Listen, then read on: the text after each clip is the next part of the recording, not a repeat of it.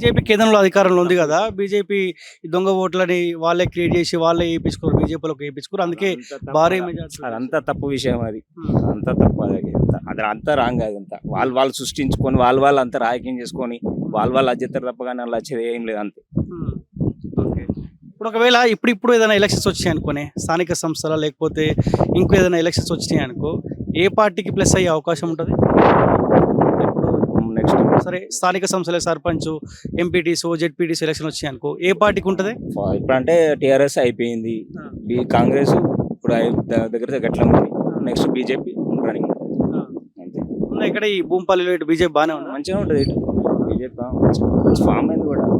అన్న కూడా మంచిగా అప్పుడు ఎమ్మెల్యే చేసినప్పుడు కొంత ఇట్లా అన్నలకు ఎన్నికలు కూడా అది కూడా రిక్వెస్ట్ చేసిండు కాబట్టి అది అయిపోయినా లాస్ట్కి అయితే పైన ఎంపీనన్నా చేసిండు.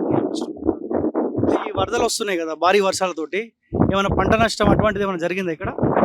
అంటే ఇప్పుడు చిల్లర ఆల్రెడీ కనీసం మనకు 10-12 ఎకరాలు మునిగిపోయింది సైడ్. మళ్ళీ కుంటల సైడ్ కూడా కుంటల ముంగట కూడా అది మునిగిపోయినాయి. ఇక వెనక సైడ్ అంటే ఇక కాలం అవుతుందో కాదని అది వస్తురా మరి మీ ఎమ్మెల్యే మీ ఎంపీ వచ్చి ఏమైనా ఇబ్బంది అయిందని అడుగుతురా? ఇప్పుడు వాళ్ళు రాలేరు. ఇప్పటికి వాన నుంచి వర్షాకాలం అయితే వాళ్ళు రాలేరు. గుంపెలకి అయితే రాలేరు.